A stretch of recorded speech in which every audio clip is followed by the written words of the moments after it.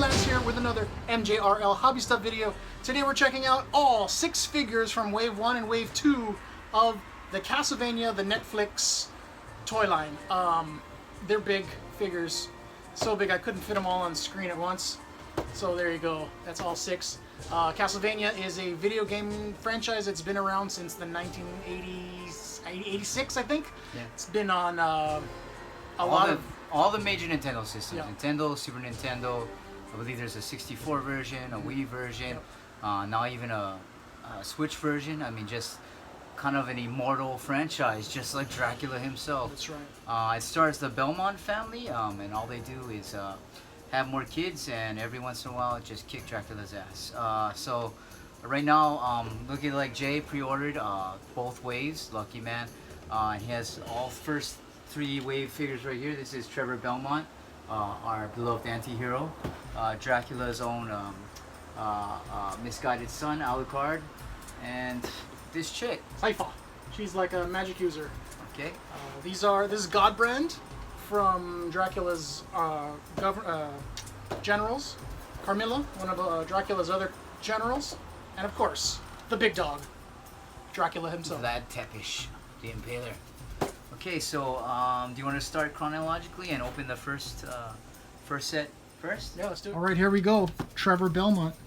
This guy's got all the hands.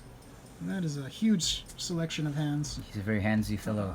This is a great, if you're one of those odd people that likes to just leave their figures in the box, you know, he's very leave in the box friendly. Okay. Yeah. I mean, you could just stand him like that and he'd be a nice display piece. Yeah, you just take some Windex every time he gets dusty, clean up the plastic. You know, you could actually even retain, if you want to open him, you could probably retain the bubble that he comes in. Yeah, in fact, I'm going to try that right now. Okay, let's do that. You got it? So, oh. Nice. Want to break free. Not bad. All right, there we go. Maybe not. I'm sure I got some Ziploc bags for all those hand pickles. Oh, not bad. Not bad. I like it. Oh boy, looks like there's a bunch of zip ties and stuff in here. Does he have 2 swords? Or does his sword grow? He has 2 swords. Yes. Oh, okay. Wow. 2 swords, 2 whips. It's like a morning glory. A bucket. For defecation. Oh, I mean, stop. Well, they do live in medieval times. That's true. All right, let's see. I guess he spends a lot of time. You know what? I think items. I think we're gonna edit the snippy and just cut to the figure. Okay, so I guess we just cut off all the nonsense that was bonding everything together. We did it off camera because it was super irritating, but let's get him out of the package. Let's check out the main attraction, Trevor himself. Yeah, it looks solid. He is, I think he's about a 7-inch figure. Yeah. He's not small at all. More in scale with like the Marvel Select figures as opposed to like Marvel Legends and DC Universe or Star Wars Black or anything. Yep. Just slightly taller than the average 6-inch size. A lot of great detailing. Should I test the joints, Jay? See sure. Are they tight? Yep, very nice. Like a little stiff coming out of the package. And kind of. Oh yeah, kind of on the stiff side. Yeah. Bicep swivel. Elbow bend. Okay. Wrist ball joint. Ab cruncho. A 1, a 2, a 3, a 4. A little impeded by his knives. Yeah, there. throwing daggers. Hip. Yeah, you just always gotta give a figure a good joint test when you get them out of the package. They're usually pretty stiff. You give them a few rotations, and then that'll break up some of what are the residue from the factory or any other issues. But he looks pretty great right there. I really like the Belmont crest. Yeah. That's a great feature. You wouldn't have seen that in the packaging, so yeah. I mean, he's got it on his jacket there, but it's not as nice. And you know, 15 years ago, you wouldn't have seen this kind of detail in these kind of figures. You know, so definitely come a long way. Okay. Let's do some accessories. He's got 2 swords, a short and a long, fully sheathable. Oh yeah. Fully sheathable. They're nice. Very, very well done. The paint looks good. Yeah. Satisfying pull. Keep pulling on it. Yeah. Comes the big daddy right here. out of the package. This is for beheading vampires. Whoa, it's a little snug, but I mean, look at the size of that. It's like almost 2/3 of his entire size. It's good right there. This is the standard bullwhip that he has. Oh, this is still taped in there. Son of a gun. There we go. Let's unwind it. Oh wow! As opposed to just being one piece, it's actually a workable whip. That's commendable right there. It is longer than he is, so 8.5 inch. Something then. Yeah, it's nice. Nice taper all the way. Some good actual like detailing. It's got braids braided all the way through. There we go. Well done, well done. Braided all the way through. Pretty cool. Yeah, my favorite accessory of this entire figure line right here, I think, is the bucket. What a great bucket! Amazing. Yeah. Often do you see a bucket as an accessory, and when you do, it's never this well done. I mean, look. Texture. The texture's right. The cracks are uneven. It's not just a duplication of everything. It's well built. The coloring's nice. The painting's nice. It's an excellent bucket. It's actually kind of hefty too. Yeah, it's for bucketing things. You put vampire heads in it. Yeah. Oh, and look, here's his. That's the Demon Slayer chain whip. Ooh. Yeah, I mean, look, so much excellent detail on it. I mean, wouldn't stand up to heavy play if you were a kid, though. I mean, it does seem a little bridle, but these aren't figures for children anyway. Yeah. He's got a lot of hands. And he's got all the hands. So, jazz hands. Ridge hands for karate. Fake Wolverine hands. Triple dagger throwing hands. Yeah. And individual dagger throwing hands as well. Look like European cigarettes that you would be smoking. Yeah, there you go. Not bad, not bad. Yeah. Now, there's a strange thing going on with this figure. There isn't actually any gripping hands to go along with holding his sword or his whips. I just realized that. Yeah, so I believe this hand, it's already got this dagger in it, but a simple little snip and the dagger will come out, and you can use it as grip hands. He has that is insane. He has actually. Two. It's very strange. It must have been some kind of oversight when they were putting it together. Are these bonded in here? Yeah, they are. They are in there. They are part of the piece. Yeah, for sure. I mean, these are definitely. If you take a look at it, this is definitely the gripping hand. The gripping hands. Yeah, and some guy was like, "What if we put knives in them?" Yeah. So. Or maybe the factory misunderstood what they were explaining, because these are obviously created solely for throwing, for being the throwing knife hands, and maybe they misunderstood the instructions from the manufacturer, like, oh, we need hands that can grip knives, and somebody was like, oh yeah, we'll just put them in here, and not realizing that they were also making other ones. So let's take a cut, and we're gonna put him in some poses. All right. So there he is, good old Trevor with all of his stuff. Well, yeah, quite a bevy of items. I'm gonna comment on this figure already, and I hope it doesn't reflect for the rest of the line, but I guess it kind of does. You see, it's not a lot of dynamic posing that you can do with the figure, although you have a lot of separate joints here and there, and the paint job is good, the heftiness is good.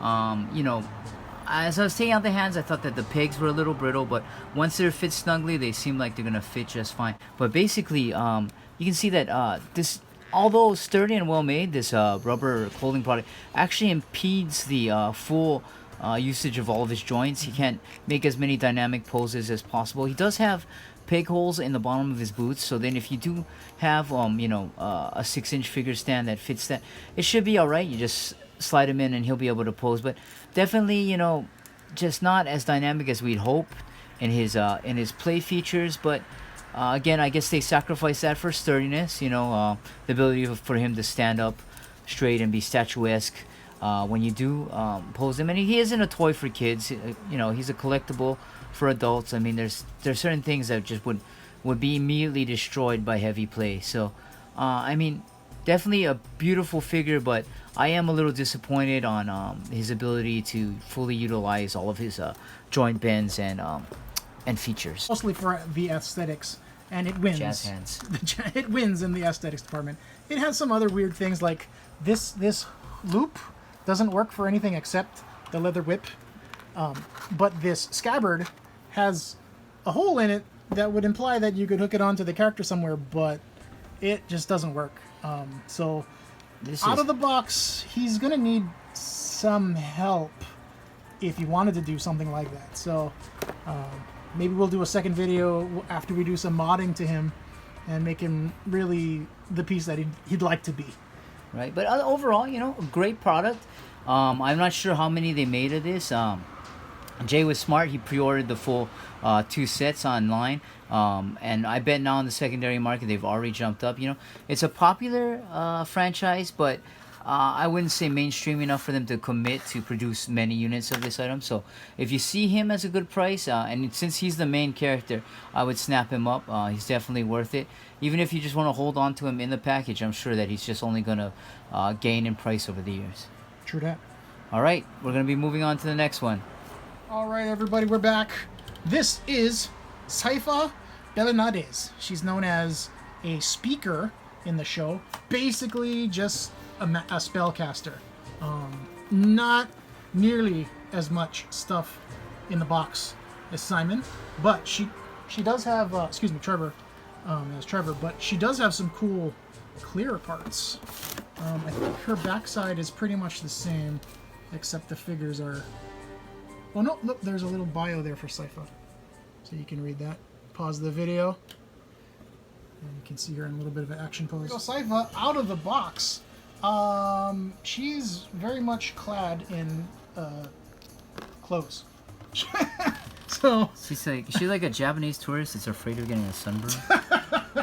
Just multiple layers. yeah. Oh, how's the joints? A little stiff.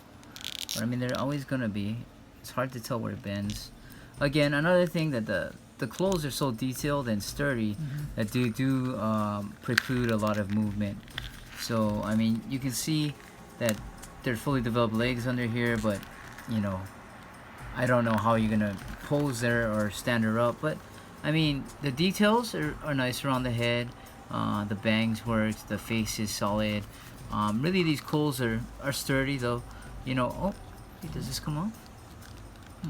Theoretically, it comes off. I'm sure if you pulled her head off and took it off, then it would come off. But it would just show that. See, I guess you know Jay's caught up. Jay loves this show. I only saw the first season, and that was a while ago. But I'm sure she's filled with magic. Here's a magic blast. Why not just try and see if we can. In the meantime, here's the other magic blast part that she comes with. So looks like Baja Blast from Mountain Dew. The blue color you saying? Yeah. She just fires Mountain Dew at the bad guys. But I mean, look, there you go. I mean, she has nothing up my sleeve except a flaming bass to your face, you dirty vampire. And that's what she does. Yeah. She has a whole bunch of hand accessories with clear parts attached to them. Oh, she's a big Aussie fan. Most are just hand shapes, but you've got these 1, 2, 3, 4 with clear. We're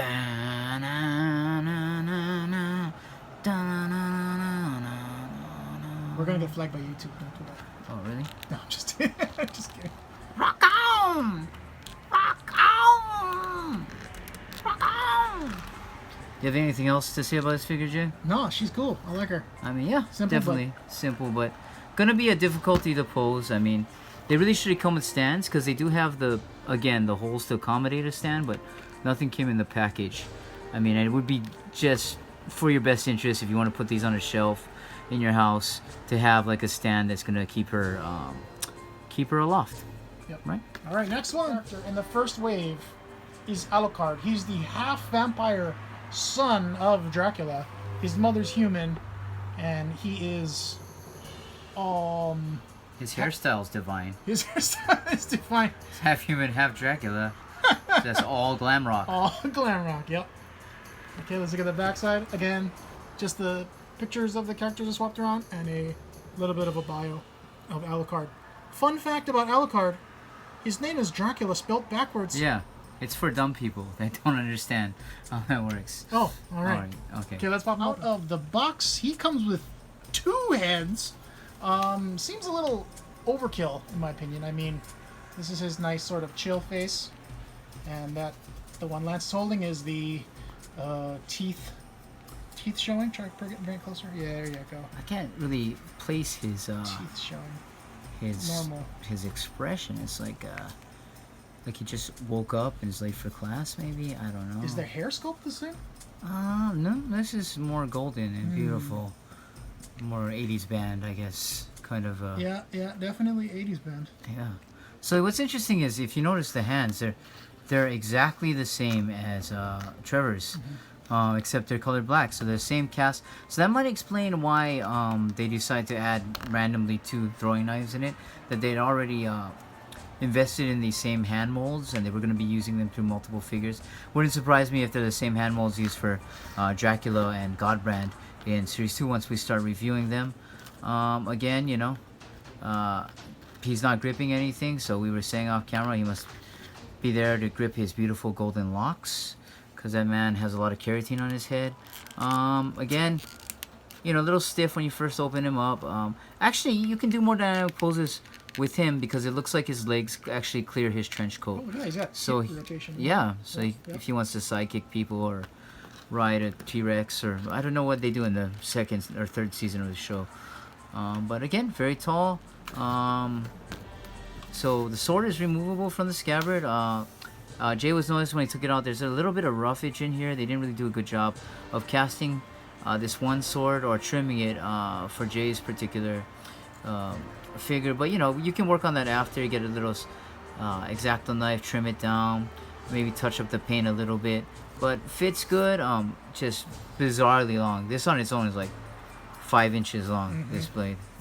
Interesting. And then I guess, you know, it upgrades to Baja Blast sword in later episodes of the series, so you can use that.